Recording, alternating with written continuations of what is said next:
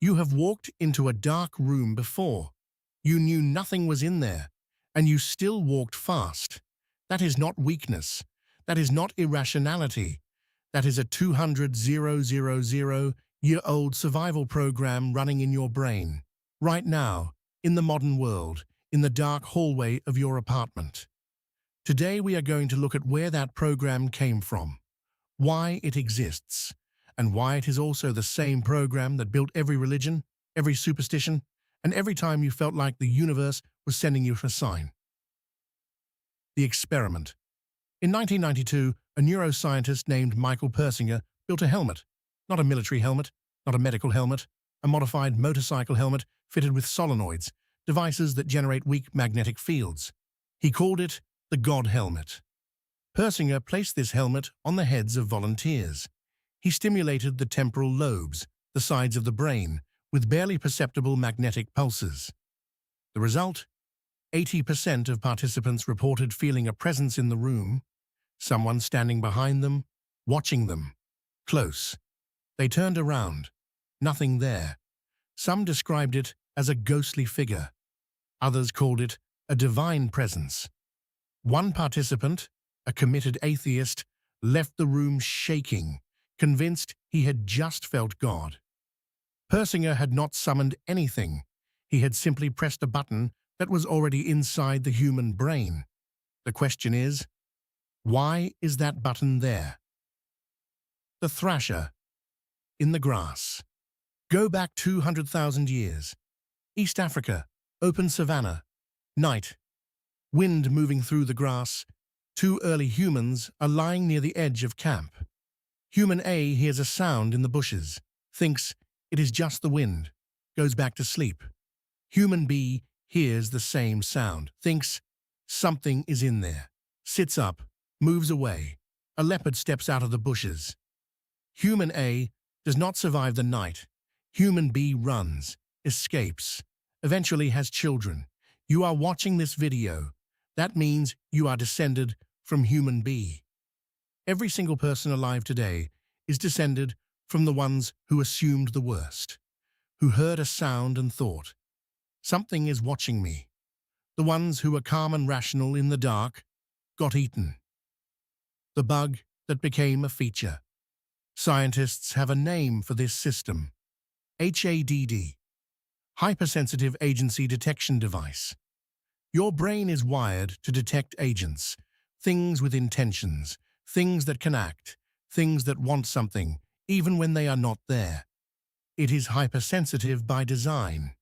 Because the cost of a false positive, thinking there is a leopard when there is no leopard, is a few seconds of fear. The cost of a false negative, thinking there is no leopard when there is a leopard, is your life. So evolution built a brain that sees faces in clouds, hears its own name in crowd noise, detects patterns in randomness, feels watched in empty rooms, not because those things are rational, because the ancestors who felt those things survived. The birth of the invisible. Now here is where it gets interesting. Once you have a brain that constantly detects invisible agents, once you have millions of humans all sharing that same mental architecture, you get something new. You get the idea that invisible agents exist permanently, not just in the bushes, everywhere, watching the crops, controlling the rain, deciding who lives and who dies. The first gods were not invented by priests or philosophers. They were a natural output of a brain that could not stop looking for someone in charge. Every civilization on Earth, from ancient Mesopotamia to the Amazon rainforest to the mountains of Japan, independently developed some version of, there are beings we cannot see, and they have power over us. That is not coincidence. That is one brain architecture, running the same program across 200,000 years of human history. The moment you recognize yourself. Now pause here, because this is not just ancient history. Think about the last time you had a strong gut feeling about someone you just met. Something is off about this person. You could not explain why. Think about the last time a series of coincidences felt like a message, like the universe was trying to tell you something. Think about the last time you knocked on wood, avoided a crack in the sidewalk, felt uneasy wearing a dead person's clothes. None of that is stupidity. None of that is weakness. That is had, running in the background, doing exactly what it was built to do. Your brain is not broken. Your brain is running software designed for a world that no longer exists, and doing it perfectly. The upgrade. So what do you do with this? You cannot turn it off. Evolution does not come with an off switch, but you can learn to see it working. When you feel that presence in the dark room, that is HD. When you feel like someone is out to get you, maybe that is real. Or maybe that is HD. When everything seems to be connecting into a pattern meant just for you, that is almost certainly HD.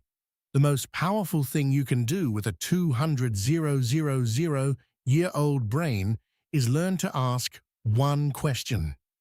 Is this a real leopard, or is my brain pattern matching on shadows? That question will not make the feeling go away, but it will put you in the driver's seat of a brain that otherwise drives itself. Wait, the punchline. Here is the absurd truth at the end of all of this. We built the pyramids. We split the atom. We put a man on the moon.